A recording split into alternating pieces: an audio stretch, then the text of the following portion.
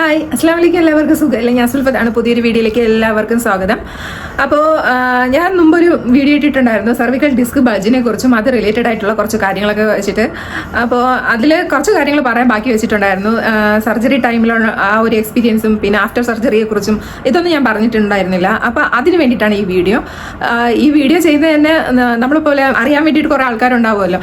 ആ സർജറി ടൈമിൽ ഞാനും ഒരുപാട് ഗൂഗിൾ റിവ്യൂവും അതുപോലെ തന്നെ വീഡിയോസൊക്കെ എടുത്ത് നോക്കിയിട്ടുണ്ടായിരുന്നു. ആരെങ്കിലും എന്തെങ്കിലും ഷെയർ ചെയ്തിട്ടുണ്ടോ? നമുക്ക് ആ ഒരു സമയം ഭയങ്കര ടെൻഷൻ ആയിരിക്കുമല്ലോ. അപ്പോൾ ആരുടെയെങ്കിലും എക്സ്പീരിയൻസ് ഒക്കെ കേൾക്കുമ്പോൾ നമുക്ക് അത്ര ഒരു ആശ്വാസമല്ലേ. പക്ഷെ മലയാളത്തിലൊന്നും അങ്ങനെ ആദ്യം വീഡിയോസ് ഒന്നും ഞാൻ കണ്ടില്ലായിരുന്നു.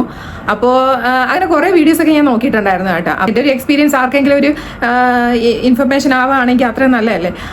അതിന് വേണ്ടിയിട്ടാണ് ഈ വീഡിയോ ചെയ്യുന്നത്. അപ്പോൾ നമുക്ക് വീഡിയോയിലോട്ട് പോവാം. അപ്പോൾ ഞാൻ സർജറി ചെയ്തത് മെഡിയർ ഹോസ്പിറ്റലാണ്, ദുബൈയിലെ മെഡിയർ ഹോസ്പിറ്റലാണ് ചെയ്തത് കേട്ടോ. അവിടെ ന്യൂറോ സർജൻ്റെ കീഴിലാണ് ചെയ്തത്. എൻ്റെ റിപ്പോർട്ട്സ് കാര്യങ്ങളൊക്കെ ഡോക്ടറിനെ കാണിച്ചപ്പോൾ ഡോക്ടർ സേഫാണ് ചെയ്യുന്നത് കൊണ്ട് വേറെ പ്രശ്നങ്ങളൊന്നുമില്ല എന്നൊക്കെ പറഞ്ഞതിൻ്റെ പേരിൽ ഞങ്ങൾ ചെയ്യാമെന്ന് വിചാരിച്ചു. അപ്പം ചെയ്യുന്നതിന് മുമ്പ്, സർജറി ചെയ്യുന്നതിന് മുമ്പായിട്ട് കുറച്ച് പ്രിക്കോഷൻസ് ഒക്കെ ഉണ്ടായിരുന്നു. ബ്ലഡ് ടെസ്റ്റ് ഒക്കെ എടുക്കണമെന്ന് പറഞ്ഞു. ബ്ലഡ് ടെസ്റ്റ് ഒക്കെ എടുത്തിട്ട് സർജറി ചെയ്തിട്ട് ഇപ്പോൾ ഒരു 2.5 വർഷം ആകുമ്പോഴാണ് 2022 സെപ്റ്റംബർ 22 ചെയ്തത്. അപ്പോൾ സെപ്റ്റംബർ 1st വീക്ക് അന്ന് ചെയ്യാമെന്ന് ആദ്യം പറഞ്ഞായിരുന്നു. അങ്ങനെ സർജറിയുടെ തലേദിവസം ഞങ്ങൾ പോയി അഡ്മിറ്റ് ചെയ്തായിരുന്നു. അഡ്മിറ്റ് ചെയ്തപ്പോഴത്തേക്കും ഡോക്ടർ പിറ്റേ ദിവസം സർജറി പറഞ്ഞ ദിവസം വന്നിട്ട് പറഞ്ഞായിരുന്നു സർജറി ഒന്നും നടക്കില്ല, കുറച്ച് പ്രശ്നമുണ്ട്, ബ്ലഡ് ക്ലോട്ട് ചെയ്യുന്നതിൻ്റെ ടൈം കൂടുതലായിട്ട് കാണിക്കുന്നുണ്ട്, അത് ഒരു മെയിൻ ഇഷ്യൂ ആണ് എന്ന് പറഞ്ഞു. അതിന് ഒരു കുറച്ച് പ്രിക്കോഷൻസ് ഒക്കെ എടുക്കാറുണ്ട്, അതൊക്കെ ചെയ്തതിന് ശേഷം നമുക്ക് സർജറിയിലോട്ട് കടക്കാമെന്ന് പറഞ്ഞു. അങ്ങനെ 2 ആഴ്ച കഴിഞ്ഞിട്ടാണ് വീണ്ടും സർജറിക്ക് പറഞ്ഞത്. എനിക്ക് എൻ്റെ ബോഡിയിൽ വൈറ്റമിൻ കെയുടെ ഡെഫിഷ്യൻസി ഉള്ളതുകൊണ്ട് ബ്ലഡ് ക്ലോട്ട് ചെയ്യുന്നതിന് കുറച്ച് ടൈം കൂടുതലായിട്ട് കാണിക്കുന്നുണ്ട്.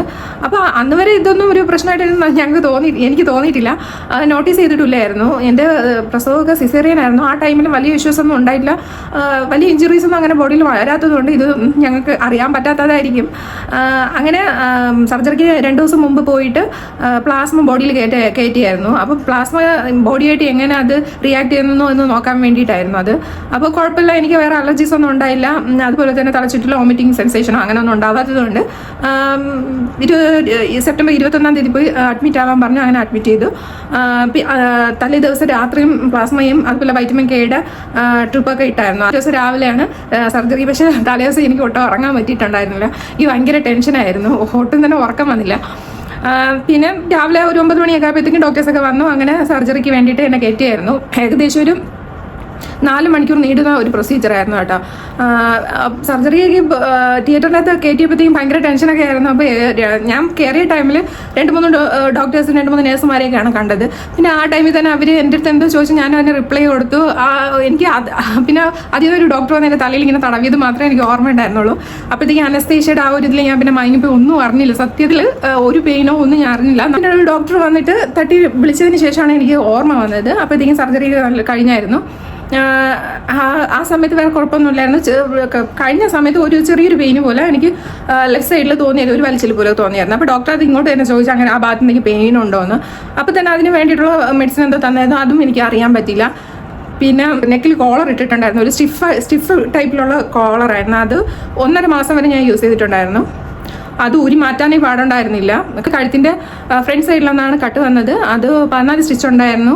അത് ഡോക്ടർ ഓൾറെഡി പറഞ്ഞിട്ടുണ്ടായിരുന്നു സ്റ്റിച്ചിൻ്റെ കാര്യമൊക്കെ. പക്ഷേ സ്കിന്നിൻ്റെ അണ്ടറിലായിട്ടാണ് ഈ സ്റ്റിച്ച് വരുന്നതുകൊണ്ട് കഴുത്തിൻ്റെ ഫ്രണ്ടിൽ യാതൊരുവിധ അങ്ങനെ ഒരു സംഭവം നടന്നതായിട്ട് എനിക്ക് പിന്നീട് ഞങ്ങൾക്ക് ഒരു മാർക്സ് പോലും ഞാൻ അങ്ങോട്ട് ആദ്യം പറഞ്ഞാൽ മാത്രം മനസ്സിലാവുന്ന രീതിയിലുള്ള ചെറിയൊരു മാർക്ക് മാത്രമേ ഉണ്ടായിട്ടുള്ളൂ.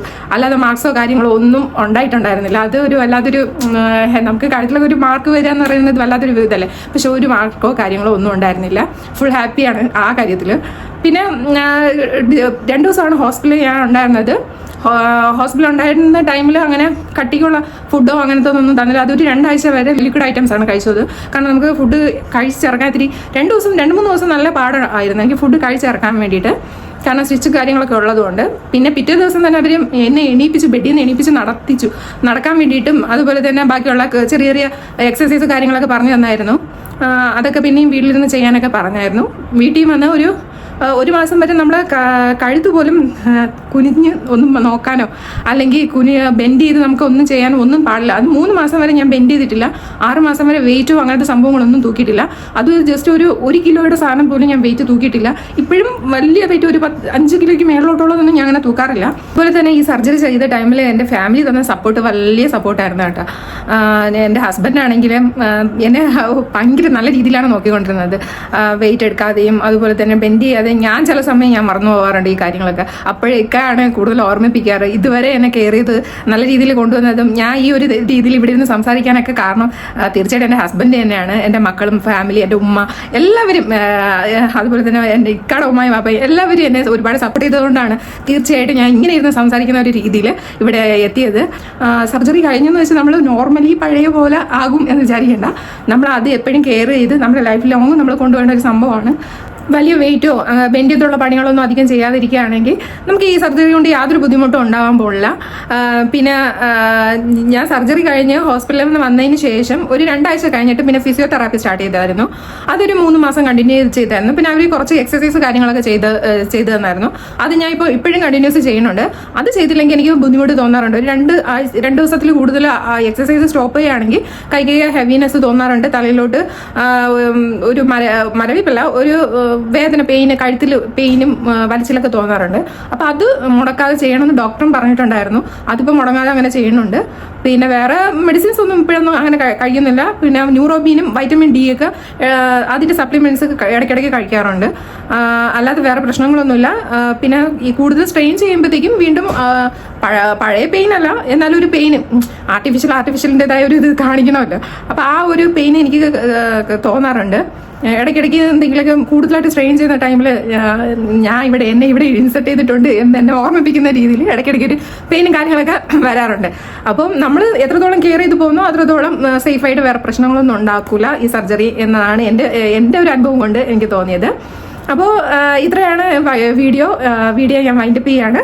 വീഡിയോസ് ഇഷ്ടമാണെങ്കിൽ ലൈക്ക് ചെയ്യുക, ഷെയർ ചെയ്യുക, കമൻറ്റ് ചെയ്യുക. നെക്സ്റ്റ് വീഡിയോ നമുക്ക് കാണാം. അപ്പോൾ അതുവരെ ടാറ്റ, ബൈ ബൈ.